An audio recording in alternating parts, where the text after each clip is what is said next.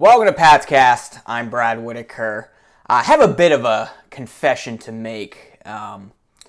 Despite some of the things I've said over the last few weeks, I'm beginning to buy in to the Bailey Zappe character arc, if you will. Despite what, Boston Sports Talk has said over the last couple of years, despite what I've said, Bailey Zappe looks pretty good.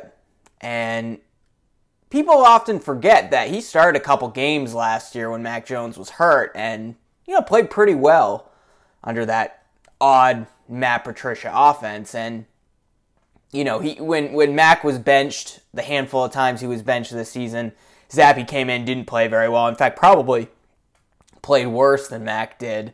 And his first start, against the Chargers? They couldn't even put any points on the board, although he didn't turn the ball over.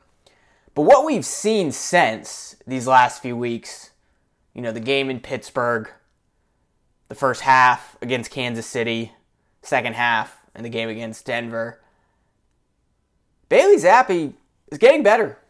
And I know, right now, in terms of where Patriots fans are at, we're still kind of the mind like, hey, we want to lose games. We want to get Caleb Williams or Drake May or Jaden Daniels. We don't want to settle for one of these tackles. We like Marvin Harrison Jr., but he would be fine, but we're probably not going to get him now after defeating the Denver Broncos on Christmas Eve. But what if Zappe just keeps winning? Then what do we do? Right now he's considered probably a solid backup, or at least competing for the number 2 job heading into next season. We've kind of written off Mac Jones. He'll probably go somewhere else. Wish him the best of luck. And Zappe is a good spot starter, a good backup, someone you'll feel comfortable with when the next quarterback, whether it's Jaden Daniels, Kirk Cousins, or one of these other guys, you'll feel comfortable seeing Zappe come into the game if he goes down in 2024. But again, what if Zappe keeps winning? What if he goes into Buffalo, plays even better than he did last week, and then wins the season finale against the Jets? You're getting maybe a 7th or 8th pick then. But you also have a quarterback that's suddenly winning football games for a team that has no weapons offensively, that's banged up, particularly on the offensive line and at the receiver positions, and they're still finding ways to win with Bailey Zappe. What are Bailey Zappe's flaws? Here's a question. He's small. Okay, you can't change that. He's small for an NFL quarterback. He holds on to the ball a little bit too long sometimes, right? He's the opposite of Mac Jones, who really did a good job of getting rid of the football quickly. Now, he gets rid of the football quickly and throws it to the other team. That's not so good. Zappe sometimes holds on to the ball, but he can move around the pocket, extend plays a little bit better because he does hold on to the football too long at times. But when he feels rushed, when he's getting that pressure and he does get rid of the football, he's certainly not as accurate as probably Mac Jones and probably most NFL quarterbacks. But really, that's it. Other than those 3 things, he's small, not super athletic. Maybe holds on to the ball a little bit too long, but is getting better at that. And he's not as accurate as Mac Jones, who's very accurate, particularly when it comes to throwing the ball to the other team. But what are Bailey Zappe's strengths? First of all, he's not throwing these back-breaking interceptions or fumbling the ball like we saw all season. Yeah, he's had a few, but at least when he does, it does not become a pattern in the way it does for Mac Jones, for the way Brock Purdy, when he started to struggle on Christmas evening against the Baltimore Ravens. Zappe doesn't fall into those traps of just completely imploding and peeing down his leg like we see with some of the other quarterbacks. He has okay arm strength. He's not Josh Allen, but, relative to Mac Jones, he can sling the football a little bit. And then something that we've seen, particularly the last couple of weeks, Zappe moves around the pocket very well. Sometimes he can even escape pressure and scramble and get, he's not going to run 40 yards downfield. He's not Kyler Murray. He's probably not Jaden Daniels. We've seen some of the highlights out of LSU where he just goes off and runs the ball for 70 yards for a touchdown. He's never going to do that, but he's going to get you 3 or 4 yards scrambling or maybe even a first down and extend plays a little bit. Even though he's not all that fast, he can still do that sort of thing. And he's confident. He works hard. He's got a good attitude, maybe a bit cocky, but, we called it cocky when they were losing, but now is it considered cocky now that they're winning? It's good. He has confidence. Tom Brady was probably a bit too cocky. You listen to Brady interview when he was the 3rd or 4th string quarterback in New England, or he was the 3rd or 4th string quarterback for Michigan. He only got a few snaps in practice, but he came in and acted like the starter. He acted confident. He got the team together. He yelled. He was vocal. Zappe's that guy. He's the same way there. And most importantly, Bailey Zappe's getting better. A guy that we haven't seen have many opportunities has made the most of them since he's gotten those opportunities. And I think because he struggled so much against the Chargers or when he filled in for Mac, he really struggled when Mac was benched throughout the season. We kind of wrote him off and said, all right, Zappe's not the guy. I mean, I've said that probably 20, 30 times. Bailey Zappe is not the guy, I'm sorry. But now that he's had a few weeks getting the first team reps and practicing and working with guys that, Jalen Reagor and Pharaoh Brown and these guys that Tyquan Thornton, these guys that are not exactly NFL level starters, although I think Pharaoh Brown's making a case that he might be. They're scoring. They're generating offense. He did a lot with Hunter Henry. Well, he didn't have Henry in Denver. Well, he did a lot with Demario Douglas. He did a lot with Devontae Parker, who hasn't done a damn thing all season. I think people forget, or they just simply do not know, some of the stuff that Bailey Zappe actually did as a college quarterback. We look back on Mac Jones and just the weapons that he had at Alabama, and we go, wow, he was a pretty good quarterback at Bama. What happened to him? Well, he had a better offense than he literally has now in the NFL. Bailey Zappe played at Western Kentucky, okay? And you know what he did? He set the single-season record for both passing yards and touchdowns. Better than Joe Burrow did his last season at LSU. Zappe passed all those records before he entered the NFL. At Western Kentucky, he threw 62 touchdowns in a single college season. He threw nearly 6,000 yards. No college quarterback has ever cracked 6,000 yards. He finished his final season at Western Kentucky with 5,967 yards. This was a guy who was not heavily recruited when he was in high school, despite dominating down here in South Texas where I live at Victoria East High School. The only scholarship he was offered was to a school most have not heard of called Houston Baptist University. He took it, and he played 3 seasons there as a starter. Really struggled his first year. I don't think he started the season as a starter, but eventually became the starter. Threw for a little over 1,500 yards, had 5 touchdown passes, but also threw 10 interceptions, so twice as many INTs as he did touchdowns. But then heading into year 2, he had a complete season where he threw for 3,800 yards, 35 touchdowns, and then 15 interceptions. Okay? You want to see those INT numbers go down a little bit, but still pretty good jump from year 1 to year 2. And then year 3, which was cut short due to COVID, he only played in 4 games, but in those 4 games, he threw for over 1,800 yards, 15 touchdowns, and he threw just 1 interception. After that, he transferred to Western Kentucky, set all these FBS records, and entered the NFL, and became the backup for the New England Patriots. This is a guy who learns quickly, okay? If you go back to his high school days, you go back to his early college days at Houston Baptist, see what he did by the time he transferred, went to Western Kentucky, set all those records. This is a guy who hasn't really had a shot yet. He's still only started a handful of games in the NFL at this point, and he's won most of them.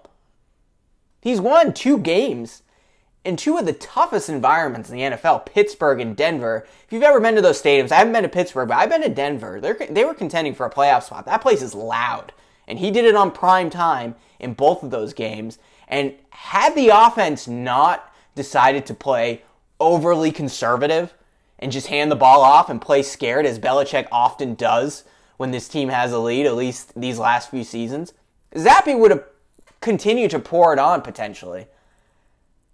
You got to give this guy a shot. And especially these last 2 weeks against Buffalo and New York, stop playing scared. Just see what happens if you just open it up and have a real balanced attack. Run the play action. Don't just throw the ball for a half and then play scared once you get a lead. See what Zappe can do if you play him like a real NFL starting quarterback who can do things. You know, after their victory in Denver Sunday night, and you can see this is on video if you check the Patriots Twitter account, Belichick went in for the handshake when Zappe went in for the locker room, and Zappe told Belichick no more handshakes, gave him a great big hug, and Belichick reciprocated. You know, I don't know what the future is for Bill Belichick, but I don't know what it is for Zappe either. But they close out the season and play well in Buffalo, potentially win that game, and then beat the New York Jets. And then we kiss our Caleb Williams and Drake May draft hopes goodbye. Well, we have something there, right? Then at the very least you have to say, look, this is a guy who should at least compete for the starting job last year, or next year. I mean, you don't just say, oh, okay, well, he's limited. Even though we started him a number of games, he won most of them and got significantly better throughout. But we're just he's a career backup because we just decided he's small and holds on to the ball too long, even though he's getting better at that. Like, he's generating explosive plays downfield that Mac Jones rarely ever did, and certainly never did this season. That's how you win in today's NFL. You don't need, you know, look, we've had Tom Brady here for 20 years, and we saw him beat teams death by 1,000 paper cuts, checkdowns, running the ball, calling audibles, you know, those quick 5 to 10 yard throws. Other than when Randy Moss was here, there wasn't a lot of deep balls being thrown by Brady. It was just very efficient. Take what the defense gives you and outsmart them, and that's how they won for 20 years. But that's not how teams are winning in today's NFL. They're winning by throwing the ball 40 yards downfield. And you see Patrick Mahomes, 20 seconds left in the game, the team's down by 5 points. They have the ball at the 20. You know the game's not over because you have Patrick Mahomes. He can pick up 2 chunk plays, and suddenly they're in the red zone. Bailey Zappe, yeah, he's small. Doesn't have the best arm strength, but has a decent arm. Is accurate enough. Willing to take those chances. Moves around in the pocket. Certainly, when he has a running start and he throws downfield, he can launch at 60 yards, no problem. That's the difference these last few weeks, is that he's generating these explosive downfield plays and hitting guys like Demario Douglas and bringing life to guys like Devontae Parker. I mean, did you see that back shoulder throw that put the Patriots essentially in field goal range for Chad Ryland to win the game in Denver? Mac Jones couldn't do that. Maybe he could his rookie year when he was a little more confident, but that was a perfect throw. Devontae Parker wasn't open. Devontae Parker is not a good receiver in terms of separation, but Bailey Zappe threw him open on a back shoulder throw, and that was really Zappe's own. The team was essentially playing for overtime. They gave Zappe a couple shots, and he took them, and they won the game because of it. Is Zappe really that much worse than a guy like Brock Purdy in San Francisco, who, before last night, people had in the MVP conversation? I mean, look, Brock Purdy's not going to win the MVP now. He threw 4 interceptions. He went against a Baltimore defense that played very well and showed how limited he can be. You drop Bailey Zappe in that situation with that offensive line, with Christian McCaffrey, with those receivers, he could do potentially the same thing. So, I'm just saying, don't count this guy out. He's been counted out his entire career, like another quarterback we knew here in New England.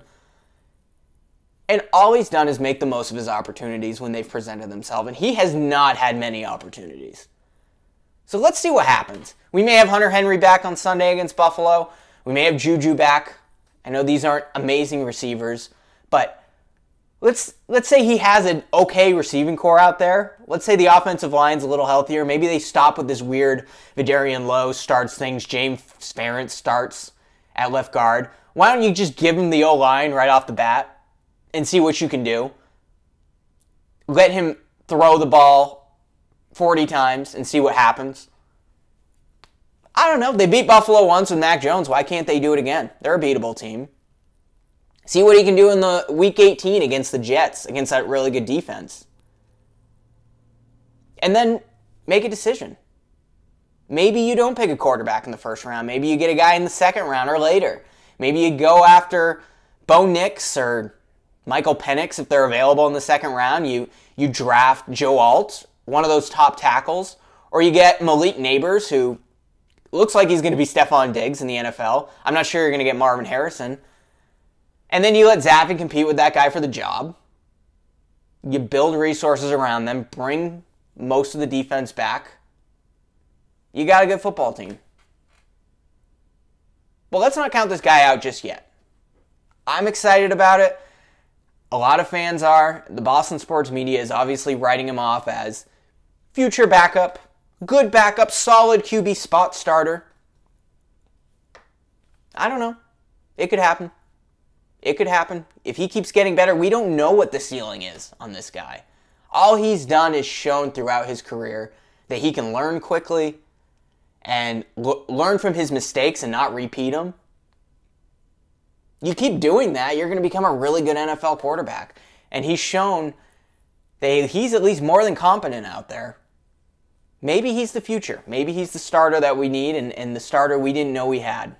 But it's going to be an interesting couple of weeks with what happens with Bailey Zappe, especially if the offense gets a little healthier heading into the end of the season. And what happens with Bill Belichick? If they continue to start winning games, I don't want Belichick picking the groceries again, at least on offense. But, give him a real GM and let Belichick still coach the team. That's not the worst thing, especially if they're winning now. The nice thing about this Patriots team is they're showing that they are resilient even though the season's over. Like, they're going out there and they're playing like it actually matters. And that kind of starts with the defense in a lot of ways because this is a really good defense. This is maybe a top 5 NFL defense. But it also starts with Bailey Zappe and the life that he's brought into that offense despite working with less than nearly every quarterback has to work with in the NFL. This is a space to watch, and I'm excited to see how it plays out. And look, I love watching Jaden Daniels highlights. I'm all like, okay, maybe we'll get Daniels now, and he looks pretty good. I saw Lamar Jackson on Christmas, and I said, wow, Jaden Daniels.